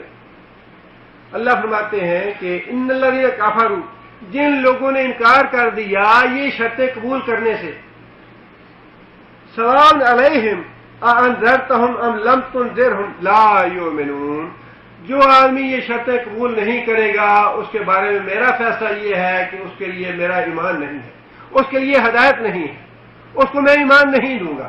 لا یؤمنون، وہ ایمان نہیں لائیں گے. اور فرمایا کہ سواء علیہم، برابر ہے ان کے لیے کہ انہیں ڈرائے یا نہ ڈرائے. علیہم کہہ کے اللہ تعالیٰ نے یہ بات بھی واضح فرما دی کہ ببال ان پہ ہے، اے محمد صلی اللہ علیہ وسلم آپ کا کوئی نقصان نہیں ہوگا. آپ جو دعوت دیں گے، آپ جو تبلیغ کریں گے، آپ جو وقت صرف کریں گے، آپ اپنا جو سر کھپائیں گے، اس کا اجر و ثواب ہمارے یہاں ضائع نہیں ہوگا، آپ کو اجر و ثواب مل جائے گا. سواء علیہم، بیڑا غرق ان کا ہوگا جو آپ کی بات قبول نہیں کریں گے، جو اپنا نقصان کریں گے، ان کا خسارہ ہے، وبال ان پہ آئے گا. سواء علیہم، ان کا نقصان ہے، آپ کا نقصان نہیں، آپ کو اجر و ثواب ملے گا. جو دائی ہے، وہ جو محنت کرتا ہے، جو جدوجہد کرتا ہے، کوشش کرتا ہے، اس کی کوشش کے نتیجے میں کوئی سیدھی راہ پہ آئے یا نہ آئے، دائی کو تو ثواب مل جائے گا. لیکن جس کو دعوت دی جانے والی ہے، اگر وہ ہدایت کی شرطیں پوری کرتا ہے تو ہدایت ملے گی، اگر وہ شرطیں پوری نہیں کرتا تو ہدایت نہیں ملے گی. انذرتہم، تو ڈرائے ان کو، ام یا لم تنذرہم، نہ ڈرائے ان کو، لا یؤمنون، وہ ایمان نہیں لائے. جہاں اللہ تعالیٰ نے انذار کا لفظ استعمال فرمایا ہے، نبی جو ہے وہ نذیر بن کے آتا ہے. نذیر کا معنی ڈرانے والا. ڈاکو بھی ڈراتا ہے، آدمی کو دھمکاتا ہے مال چھیننے کے لیے، کیا وہ بھی نذیر ہے؟ دہشت گرد، وہ بھی ڈراتا اور دھمکاتا ہے، میرے نہیں مانو گے پتھر کے زمانے میں بھیج دوں گا، کیا وہ بھی نذیر ہے؟ نذیر کے معنوں میں یہ مفہوم پوشیدہ ہے کہ اس ڈرانے والے کا اپنا کوئی مفاد نہیں ہے، وہ دوسرے جس کو ڈرا رہا ہے فائدہ اس کا کر رہا ہے. کہ اللہ کے بندو مان جاؤ، اللہ کی بات مانو، دین کے راستے پہ آ جاؤ، اسلام اور شریعت کی بات مان لو، تمہارا اپنا بھلا ہے. نذیر وہ ہے جو سر تو اپنا کھپاتا ہے، فائدہ دوسرے کا کرتا ہے، گالیاں خود کھاتا ہے، فائدہ دوسرے کا کرتا ہے، ملامت دوسروں کی سنتا ہے، اپنا نقصان کرتا ہے، اپنی بےزتی کراتا ہے، اپنی حد تک کراتا ہے، لیکن اس کے باوجود دوسرے کا فائدہ کرتا ہے کہ اللہ کے بندے قیامت آنے والی ہے، اللہ سے ڈر جاؤ، اللہ عذاب دے گا، جہنم ہے. یہ ہے نذیر. لیکن جو دوسرا ڈرانے والا ہے وہ تو ظالم ہے، وہ تو جابر ہے، وہ تو دہشت گرد ہے. آگے اللہ تعالیٰ نے یہ بات ارشاد فرمائی، ختم اللہ علی قلوبہم وعلی سمعہم وعلی ابصارہم غشاوۃ ولہم عذاب عظیم. یہ بات پھر اللہ تعالیٰ نے، جو اللہ کی شرطیں قبول کرنے کے لیے تیار نہیں ہے، نہ تو اللہ تعالیٰ کی راہ میں خرچ کرنے کو تیار ہیں، نہ نماز پڑھنے کے لیے تیار ہیں، نہ ایمان بالغیب کے لیے تیار ہیں، نہ جو اللہ تعالیٰ نے نبی صلی اللہ علیہ وسلم پہ کیے نازل فرمائی اس کے پہ ایمان لانے کے لیے تیار ہیں، نہ ایمان بالغیب کے لیے تیار ہیں، ان کے بارے میں اللہ تعالیٰ نے یہ بات ارشاد فرمائی، ختم اللہ علی قلوبہم، اللہ تعالیٰ نے مہر لگا دی ہے ان کے دلوں پہ، وعلی سمعہم، ان کے کانوں پہ مہر لگا دی ہے، اب یہ مہر اللہ نے کیوں لگائی؟ ان کی شرائط نہ ماننے کی وجہ سے، ان کے اللہ نے جو شرائط بتائی کہ ہدایت کے لیے یہ میری شرطیں ہیں، وہ شرطیں نہیں پہل انہوں نے کی ہے، نافرمانی کا کام جو ہے وہ انسان نے کیا، تب اللہ نے مہر لگائی۔ ایسے نہیں ہے کہ اللہ نے پہلے ہی مہر لگا دی کہ نہیں میں تمہیں ہدایت نہیں دیتا، ایسے اللہ نہیں کرتا۔ اللہ کے تو سارے نام اچھے ہیں، ہادی تو اللہ کا نام ہے، لہ الاسماء الحسنی، اللہ کے برے نام نہیں ہیں، اللہ گمراہ تو کرنے والے ہیں نہیں، مضل نہیں ہے اللہ تعالیٰ، اللہ تو ہادی ہے، اللہ ہدایت دیتے ہیں، لیکن اللہ فرماتے ہیں کہ جو میری شرطیں قبول نہیں کرے گا ہدایت والی، جو میری ٹرمز کنڈیشن پورے نہیں کرے گا ہدایت والی، اس کو میں ہدایت نہیں دوں گا۔ بلکہ فرمایا کہ مہر لگا دوں گا، اور اس کی وضاحت نبی صلی اللہ علیہ وسلم نے فرمائی حدیث میں، پہلا گناہ جو ہوتا ہے اس پہ ایک ساتھ دبا پڑتا ہے، دوسرے پہ بڑھ جاتا ہے، تیسرے پہ اور بڑھتا ہے، چوتھے پہ اور بڑھتا ہے۔ اگر انسان توبہ کرے تو دبا صاف ہوتا ہے، نہ کرے تو پورے دل کو سیاہ کر دیتا ہے، اور یہی مہر لگانی، یہ ہے مہر۔ اب یہاں جو اللہ تعالیٰ نے مہر لگائی وہ کس جرم پہ لگائی؟ وہ اس جرم پہ لگائی ہے کہ اللہ تعالیٰ نے انسان کی فطرت میں بعض چیزیں رکھی ہیں، جب انسان کو پیدا کیا اللہ نے انسان کی فطرت میں بعض چیزیں رکھی ہیں۔ غور و فکر کرنا جو ہے اللہ تعالیٰ نے انسان کی فطرت میں رکھا ہے۔ کوئی پریشانی آ گئی، کوئی مصیبت آ گئی، جاب نہیں مل رہا، نوکری سے جاب ہو گیا، یا کوئی بزنس میں نقصان ہو گیا، اللہ تعالیٰ نے انسان کی فطرت میں یہ بات رکھی ہے کہ تم سوچو ایسا کیوں ہوا، تمہارا نقصان کیوں ہوا۔ انسان سوچتا ہے اچھا مجھ سے یہ غلطی ہوئی، یہ سوچ بچار کرنا اللہ نے انسان کی فطرت میں رکھا ہے۔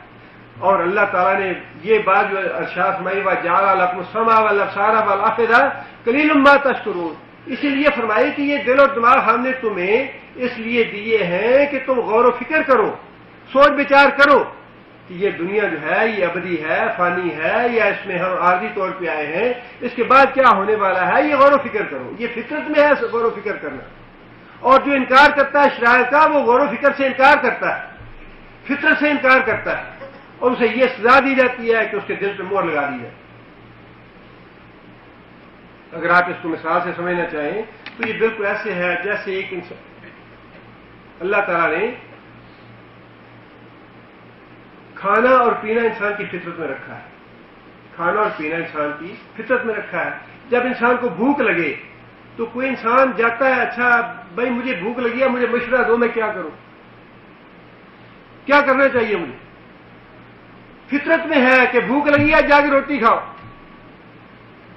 پیاس لگی ہے تو یہ فطرت میں ہے جا کے پانی پیو، پوچھنے کی ضرورت نہیں ہے، مشورہ کرنے کی ضرورت نہیں ہے، جو چیز فطرت میں رکھی گئی ہے اس کا مطلب یہ ہے کہ اس کے خلاف کرنے والا اپنی موت کو دعوت دے گا۔ بھوک لگی ہے، فطرت میں ہے روٹی کھاؤ، اب ایک انسان فطرت کو پورا نہیں کرتا، کیا ہوگا اس کو؟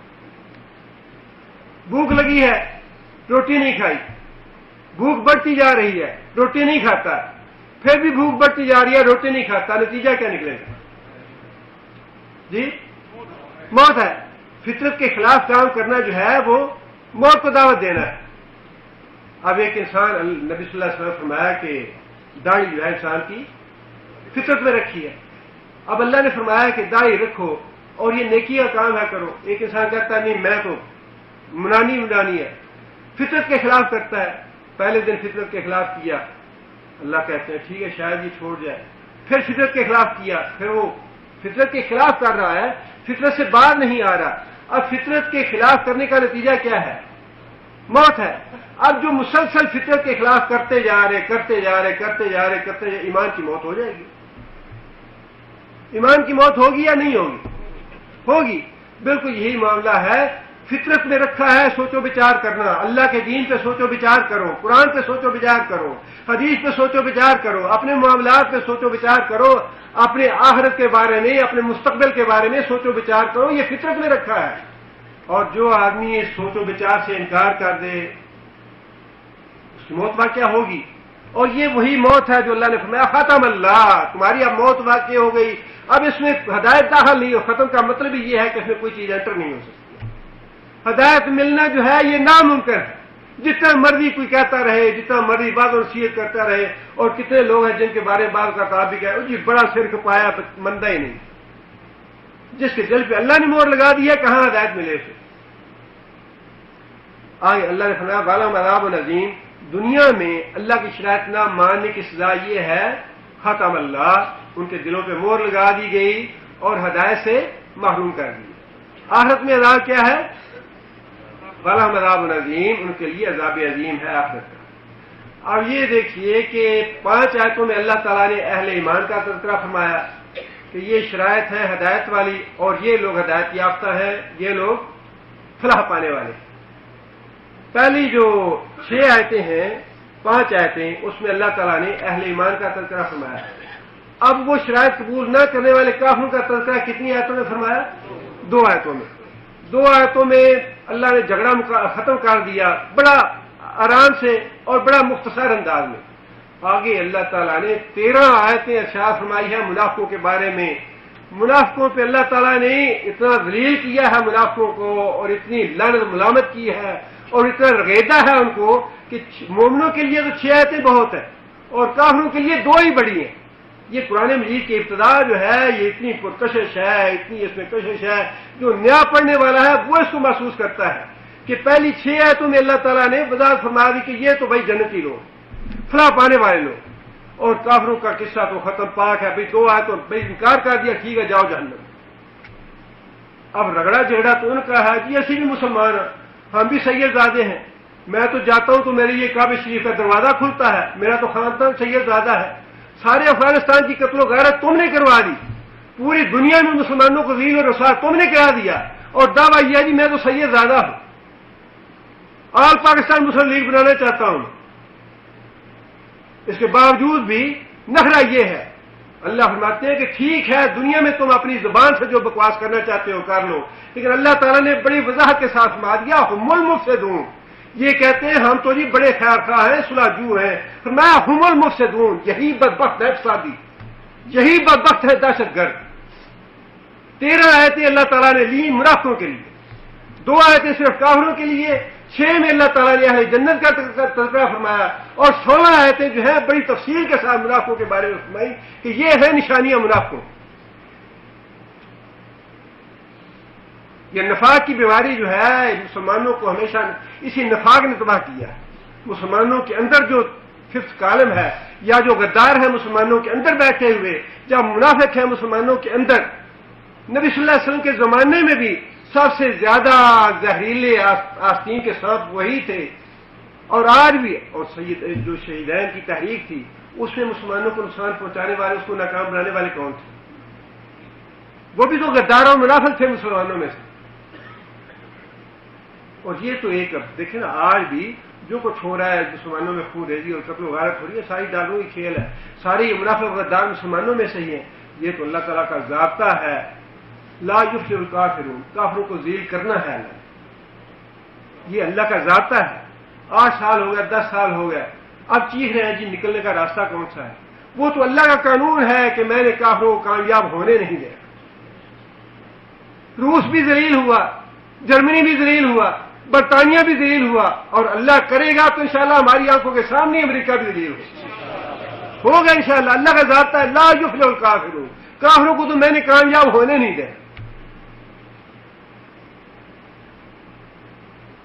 اس لیے اللہ تعالیٰ نے اگلی آیتوں میں 13 آیتیں جو ہیں وہ لی ہیں منافقوں کے لیے۔ انشاءاللہ اگلے درس میں ان کا ذکر ہوگا۔ سبحان ربک رب العزت عما یصفون۔ عبد الرحمن آیا کہ نہیں آیا؟ اللہ